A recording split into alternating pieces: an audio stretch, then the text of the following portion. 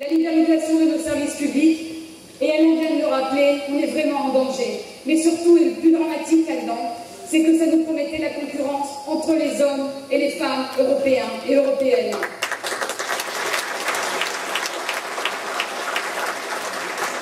Il y a 4 ans, nous étions tous convaincus de l'inefficacité de cette Europe-là, et nous l'avons dénoncée par suffrage.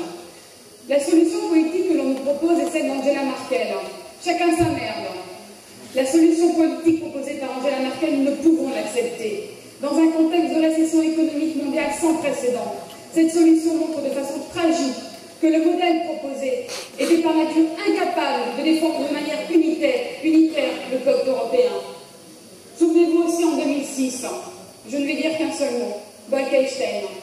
Là encore, nous avons alerté nos voisins, nos amis, notre famille et le député européen dont faisait partie Jacques Hénin, dont fait toujours partie Jacques Hénin, et dont refera partie Jacques Hénin, a réussi à faire reculer le Parlement. Malheureusement, il faut aussi nous souvenir de 2008, et là, le souvenir est amer. Nicolas Sarkozy a transgressé la Constitution européenne, et il a fait ratifier le traité de Lisbonne.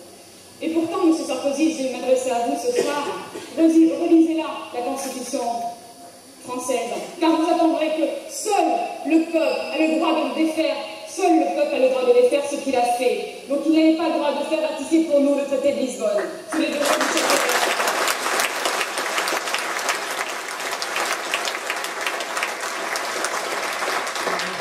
Malheureusement, ce jour-là, la droite n'était pas seule.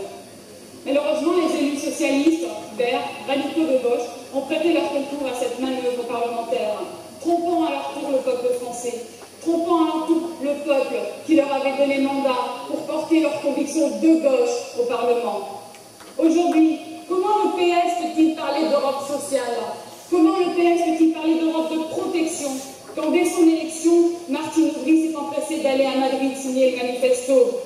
Comment les Verts, le Modem et leurs amis peuvent-ils souhaiter changer d'Europe alors qu'ils ont ratifié le traité de Lisbonne, qui n'est autre que le frère jumeau du TCE? À propos du traité de Lisbonne, connaissez-vous le dernier canular de Sarkozy et de son gouvernement? Sa seigneurie et ses bouffons crient partout qu'ils désirent changer d'Europe. Alors que c'est sa seigneurie en personne qui revendique partout être le père du traité de Lisbonne. Quoique, je le comprends, je l'écoute parler et c'est assez enrichissant. Le traité de Lisbonne met en danger notre éducation, alors que Nicolas Sarkozy, lui-même, a besoin de retourner à l'école pour apprendre à lire. Parce qu'apparemment, d'une part, s'il veut changer d'Europe, c'est qu'il ne sait pas ce qu'il a fait ratifier. Donc ça veut dire qu'il n'a pas lu ce qu'il y avait dans le traité. Mais aussi pour apprendre la différence entre le G et le J. Parce que quand il va dire devant les journalistes qu'il est en train de lire les rougeaux macards, il va falloir, c'est Nicolas, que tu apprennes entre le G et le gay, il y a quand même une sacrée différence. Mais je pense qu'il a fait ça quand il a réalisé que c'était les rougeaux macards, qui étaient quand même une famille de grévistes célèbres. Et là, ça a dû m'interpeller quelque part.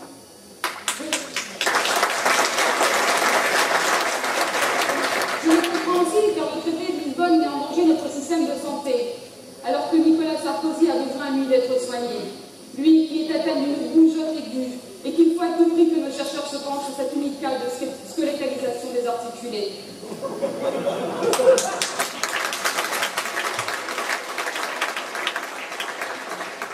Alors face à ces hommes qui ont méprisé la confiance de leurs électeurs, face à ces femmes aussi malheureusement qui ont méprisé la confiance de leurs électeurs, la seule alternative à gauche qui offre un réel débouché politique est celle du front de gauche.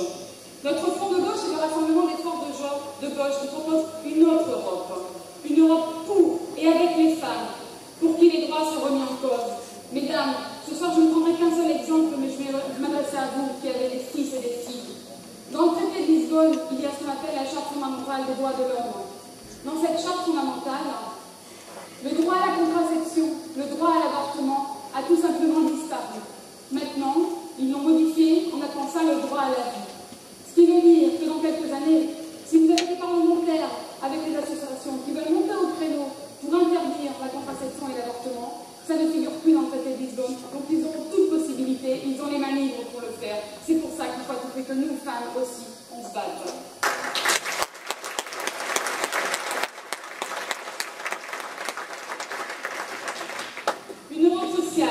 celle que nous voulons, c'est celle qui est protectrice de nos valeurs, de nos acquis sociaux, et Hervé l'a rappelé tout à l'heure dans son discours. Je ne sais pas, mais il est parti.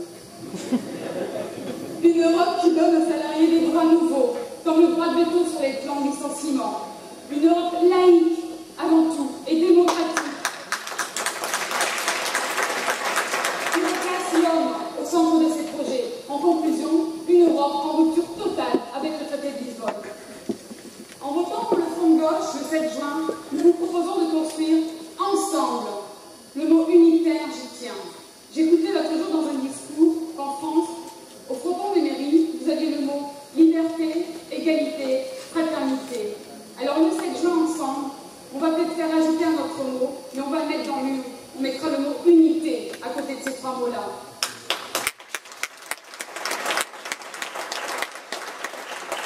En votant pour le Front de gauche, nous désirons simplement construire une Europe organisée autour des grandes valeurs sociales. Une Europe où les droits des citoyens sont renforcés. Une Europe où la planification écologique devient une priorité. Un espace européen dans lequel l'emploi deviendra une primauté, en luttant contre le dumping social, et je le rappelais tout à l'heure, en luttant pour la concurrence des hommes entre eux. Il faut lutter. Un homme ne doit pas être l'ennemi d'un homme. Je n'ai rien contre un Roumain, je n'ai rien contre un Polonais, je n'ai rien contre les pays européens.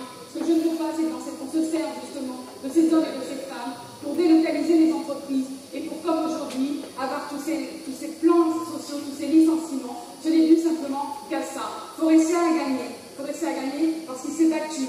Forestier a gagné parce que ce sont les luttes qui l'ont fait gagner. Ce ne sont pas, on n'a pas vu les hommes politiques du gouvernement actuel. Allez les voir, allez les rencontrer pour leur proposer une solution.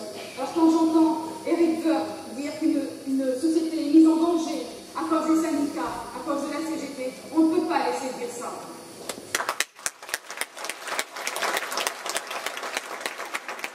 En parlant d'unité, il en manque un, unité. Il en manque deux, unité. Il en manque trois, unité. C'est ce qu'il faut répéter à tous ces gens. C'est simplement le Front de gauche, c'est unité, c'est une alliance de partis. Alors le 7 juin, comme je vous le disais tout à l'heure, gravons-nous dans les urnes et portons les candidats du Front de gauche au Parlement européen. Parce que le Front de gauche, c'est vous